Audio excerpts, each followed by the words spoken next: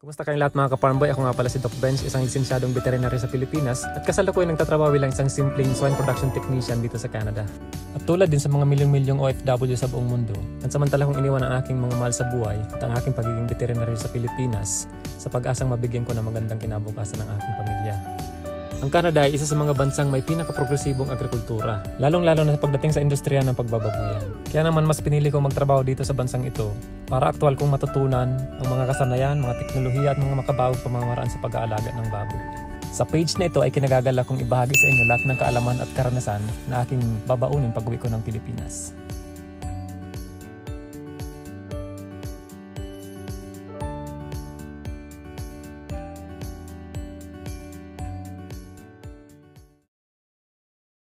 Hey guys, nandito tayo ngayon sa nursery. Ayan. Ito yung edad na nasa ako na to, 65 days. Ito na yung mga panlipat sa finishing area or sa pang-fattening natin. So maniniwala ba kayo guys kung sabihin ko sa inyo, lahat ito ay 50% durog. So ito na yung sinasabi natin guys na terminal liveness na pang huli na to. So pang benta na sila. Ayan. So yung kung wala pa dyan idea kung ano yung itsura ng duro, nakita nyo yung kulay brown. Ayan. Yun.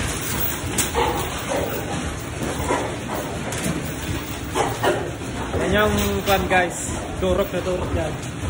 Pero sa bloodline nito, dahil mga pateng na to, 50% lang sa bloodline niya ang pagiging durog. Lahat sila 50% durog. Pero tingnan niyo yung kulay. Diba? Mga puti na sila. So ito yung ano dyan guys. Ito yung catch up dito.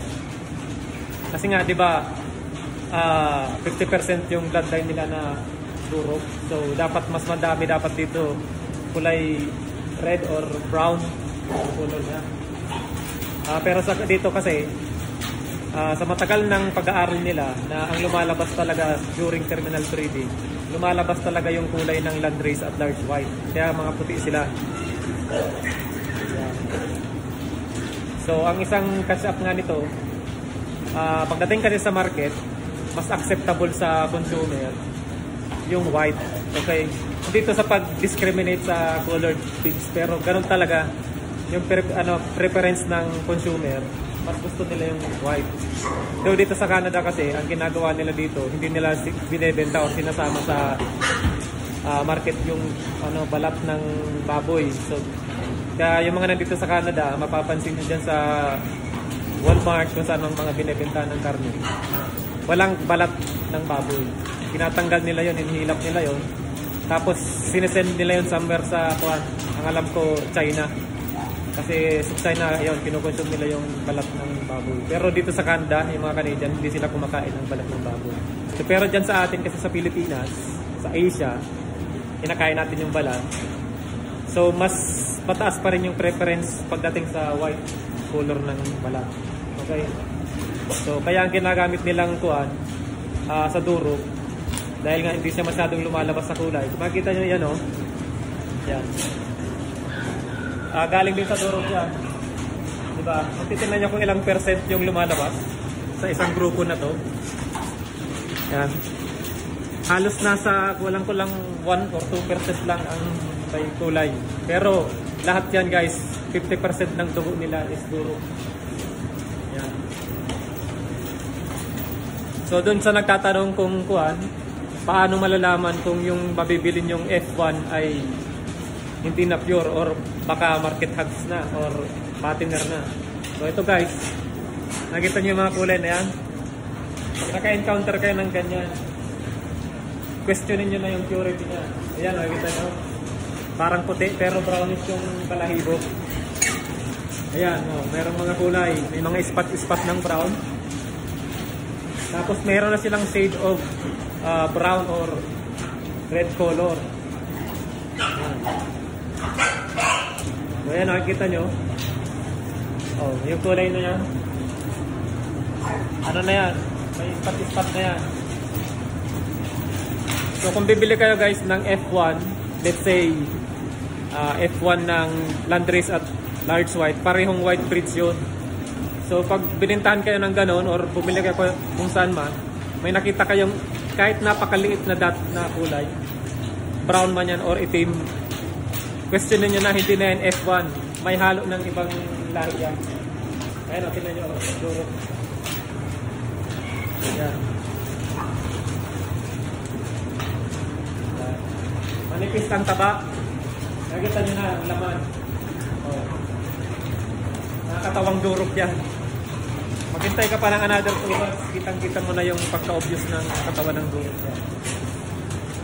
Para dun sa mga nagtatanong na kung pwede pa daw bang gamitin yung F1 hybrid or yung first filial generation or yung TS, yan yung mga tawag din guys sa F1.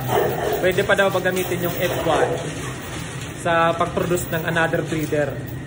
Ang sagot doon guys, oo, pwede pa. Ang gagawin mo lang ay ibabackcross mo lang siya kung alin man dun sa dalawang GP or yung yung original na lahi nung F1.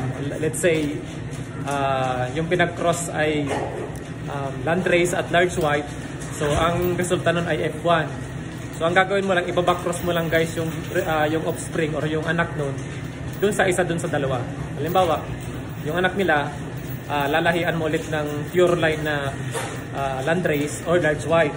Okay, so ang mangyayari nun, ang labas niya, ito guys, pakita ko sa inyo. Yan.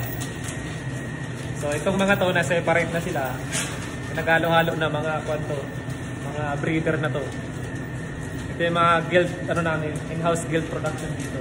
Sila yung mga next replacement guilds. Yan. Meron lang dalawang nahalo na, ay kulay, pero makita nyo. Kuha niyan guys, Mishan. Mga crossbreed ng Mishan. Mga nasa na to, mga second or third generation na yan. Kaya makikita nyo, halos original na yung size niya. Pero yung kulay, pinaghalo-halo na yun. Mishan, itim. Ayan o. Ayan guys. Yan yung itsura ng Mishan. So, ginagamit namin yan dito guys para mag-produce ng bur lang, hindi sila ginagamit pang production. So, yung mga teaser bur namin, mga lahing Mishan kasi mga highly prolific ang durok. So, yung amoy nila matindi.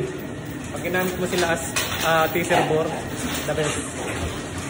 Ayan o. So, meron din bur na York. So, yan, pang teaser bur din yan. Ayan o. Yan. Gagamitin yan sa just in case merong mga sow na hindi mabuntis-buntis. Bibigyan sila ng isang pagkakataon na gamitan ng teaser bore. So, pag nabuntis, good. Total ang anak naman nun, pang benta lang. Or market hogs lang. Ayan o, good. Yorkshire yan guys. Yorkshire. So ito, anak to guys ng mga F1 namin dyan or yung mga parent stock din yung mga F1 na ginagamit namin. So yung F1 kasi pag ginamitan mo ng durok yun as terminal bore, ang resulta nun di ba nga market hogs or yung patiner na. So ngayon ang ginamit namin dito yung mga green tags, Landrace yan, at yung mga red, Yorkshire. Yeah. So sila yung mga next na replacement dito sa bar. Ayan, ito. Diba ang cute? Maliit lang yan. Mishan. At the age of 2.5 to 3 months, mara-reach na nila yung kanilang puberty age. Pwede na silang mag-reproduce. Ganun sila ka-prolific. Ito yung baboy guys na pinaka-prolific sa buong mundo. Sa lahat ng breeds ng baboy, ito yung pinaka-prolific. Yung Mishan. Okay. So ginagamit namin yan dito as teaser bore. Ayan. So makikita nyo guys, yung mga gilts, kita nyo walang halong kulay yan. Kahit spot man lang ng black or brown, wala. Pure white talaga sila. So yung purity, ang ganda. So yun yung importance ng paggamit ng F1. Doon tayo magbabase kung gusto natin mag-produce ng another breeder or gusto natin mag-produce na ng patiner. Okay? So doon kasi guys, between magkakasunod-sunod yun GGP, GP, PS. Yung GGP great grandparent, yung GP, grandparent. Tapos yung F1, yung PS or yung parent stock. So, yun yung pinakamura guys doon, yung parent stock or yung F1 kumpara doon sa GP at GP. Ngayon, kung nandun ka sa budget na ang kaya mo lang ay yung mura lang, doon ka sa F1, okay? Huwag ka doon sa product na or yung partner kasi nga, diba? Base doon sa na-discuss ko sa isang video, hindi na sila magandang pang breeding, okay? So, ang pinaka-feasible na kaya mong umpisahan kung low budget ka pa lang, bumili ka ng F1. Kasi doon, pwede kang magdikta kung gusto mong mag-produce ulit ng another breeder or pwede mo na siyang gamitin as pang partner. Kasi depende sa similyang gagamitin mo. Pag gumamit ka ng pure breed, ito ang lalabasan. Yan. Pag gusto mo nang gumamit ng Duroc or P-Train, ayan, pangbenta na sa market yung product. Okay? Merong nagtanong guys, bakit hindi na lang ang gamitin sa crossbreeding para mag-produce ng F1 ay Duroc din. Okay, so ang mangyayari, F1 siya ng Duroc plus kung anong ginamit mong asawa niya, Landrace or Large White. Bakit daw hindi na lang Duroc ang gamitin doon bago ka makaproduce ng F1? So ang mangyayari nun, 50% Duroc, 50% Landrace, let's say Landrace yung ginamit. So meron kang F1 na gano'n. Tapos pag gagamitin mo na sa terminal breeding, pang-produce ng patiner, gagamit ka ulit ng Duroc. So ang mangyayari doon, napakataas na ng kuwan niya, ng bloodline niya sa Duroc. So ang mangyayari, puro na brown ang lalabas. So, base nga dun sa nasabi ko, sasagot ko dun sa nagtanong, yung market acceptability guys, or yung marketability, in short. Medyo maganda nga kasi maganda ang karne noon, lahat ng traits ng Duroc, halos mataas yung percentage nasa kanya. Ang problema, yung kulay niya, merong mga consumer or mga customer na ayaw ng may kulay. Okay? So, ang inahabol lang natin doon, 50% lang ng Duroc dapat ang nasa dugo ng patiner para yung kulay galing sa white breeds na ng dugo niya, yung Landrace or at Large White. Yung sa Duroc, yung mga internal, yung malakas ang buto, maganda ang karne, reddish kasi between sa tatlong yon, yung Landrace, Large White at Duroc. Yung Duroc yung nagbibigay ng mas mapula-mulang kulay ng karne, guys. So, i-maintain lang natin dun sa 50% ng dugo niya ay Duroc. Kasi pag sinubrahan mo yon, tumaas, pangit na rin. Okay? Pag binabaan mo naman, mawawala yung traits ng Duroc. Ang pangit din. Kung halimbawa 25% na lang yung Duroc sa dugo niya, yung itsura niya, magdo-dominate either yung Landrace or Large White. So, pang breeding na yon. Kulay puti na siya, tapos yung katawan niya, tingnan nyo. Oh, walang ano yan, hindi katulad ng mga pinunta natin kanina ng mga patiner. Ano na, kita na yung bulk ng muscle. Ito, yan. Ang kakapal dyan later on, habang tumatanda sila, yung taba. Okay? So, pang breeding talaga yan. Okay guys, so sana may napulot kayo ngayon. Bali, continuation lang to ng ating topic kahapon or ng isang video natin kasi nakaka-overwhelm yung response ng mga ka-farm boy natin dyan.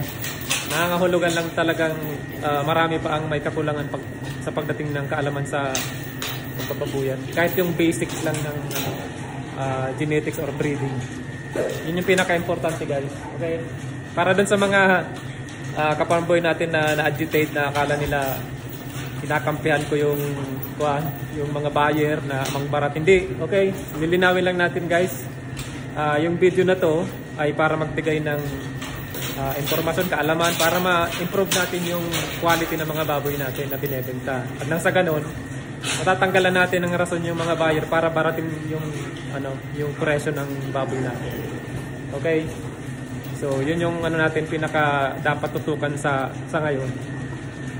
Okay, kasi kung lahat tayo dyan, 90 to 95% ng mga backyard racers natin nagpo-produce natin high quality carcass or yung pangbenta talaga. Mawawalan ng dahilan itong mga buyer para parating kayo.